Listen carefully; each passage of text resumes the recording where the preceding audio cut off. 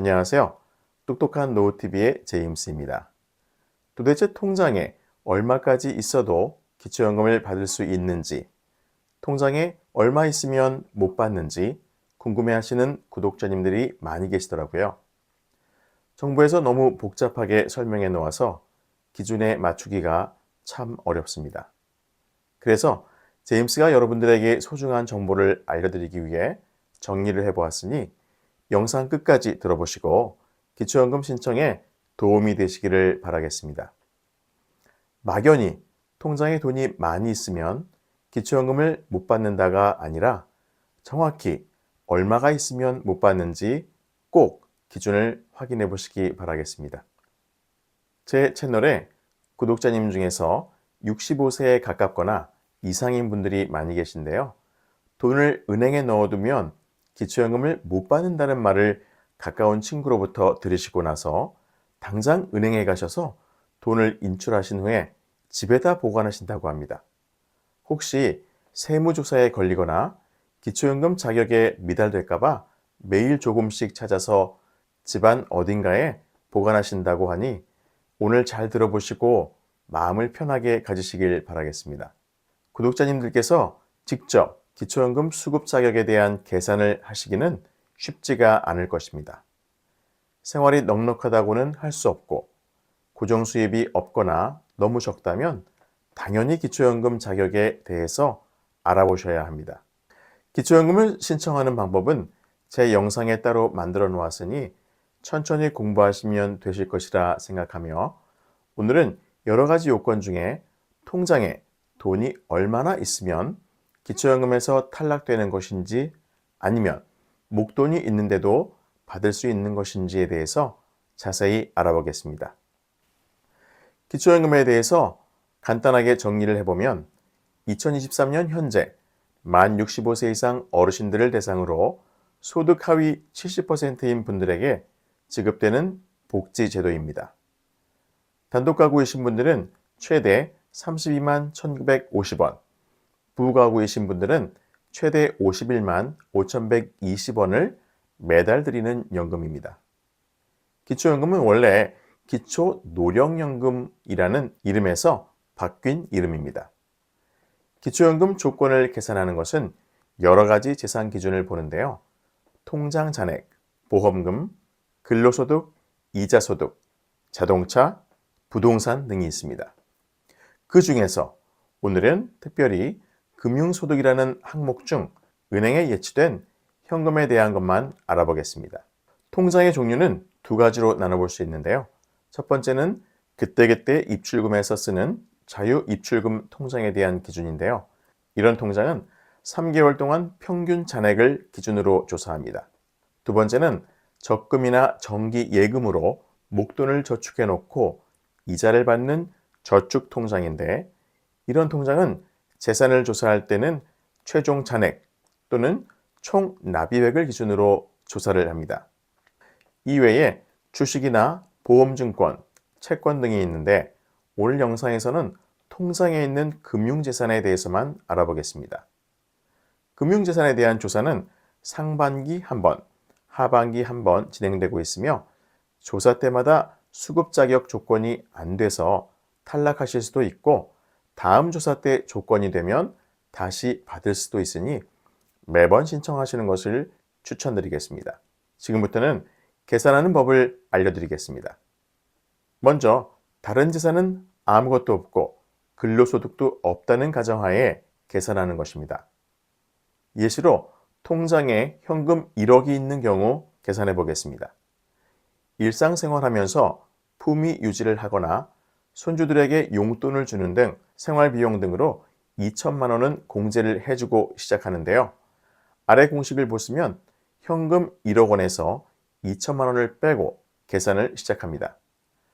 8천만 원을 소득 환산율이라는 금액으로 4%만 연소득으로 잡는데요. 계산을 하면 8천만 원의 4%가 320만 원이 나오게 됩니다. 1년을 기준으로 보기 때문에 12개월로 나누면 한 달에 26만 6천 원이 소득 인정액으로 계산됩니다. 여기에 추가로 이자 소득이 잡힌다고 가정해 보겠습니다. 은행 적금 이자가 5%라고 가정하면 1억에 대한 5%는 500만 원이고 12개월로 나눠주면 약 40만 6천 원이 나옵니다. 이자 소득은 4만 원을 공제해 주는데요. 그것을 제외하고 남은 이자 소득은 37만 6천 원이 되겠습니다.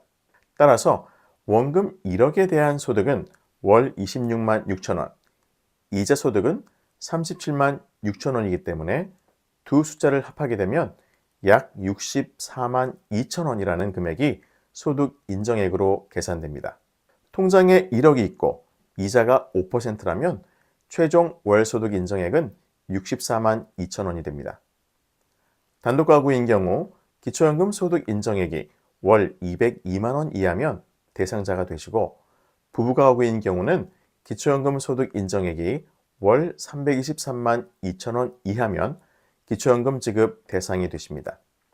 요즘 금리가 높다고는 하지만 5% 주는 자유입출금 통장은 찾아볼 수 없었습니다. 대출금리는 6%가 넘어가는데 자유입출금 통장은 0.1%가 고작입니다. 아무튼 입출금 통장의 이자는 계산하지 않고 현금만 가지고 있을 경우 최종적으로 계산을 해보면 단독가구 6억 원 정도 통장에 있어도 지급 대상이 되시며 부부가구 9억 원 정도 통장에 있어도 지급 대상이 되십니다. 이 계산은 다른 소득 없이 통장에 있는 돈만을 계산했다는 점 다시 한번 확인해 주시기 바라겠습니다. 그럼 지금부터는 구독자님들이 궁금해하는 질문들을 모아서 답변해 드리는 시간을 가져보겠습니다. 첫 번째, 은행 계좌에 현금이 많다면 조금씩 인출 후에 기초연금 신청하면 받을 수 있나요? 정답은 은행에서 현금을 찾은 경우에도 기록이 남기 때문에 만약 조사를 하다가 현금 찾은 내역이 미심쩍인 경우 소명을 해야 하는데 소명되지 않으면 기초연금 대상자에서 제외될 뿐 아니라 자식에게 상속했다는 것으로 간주되어 상속세까지 낼 수 있으니 추천하지는 않습니다.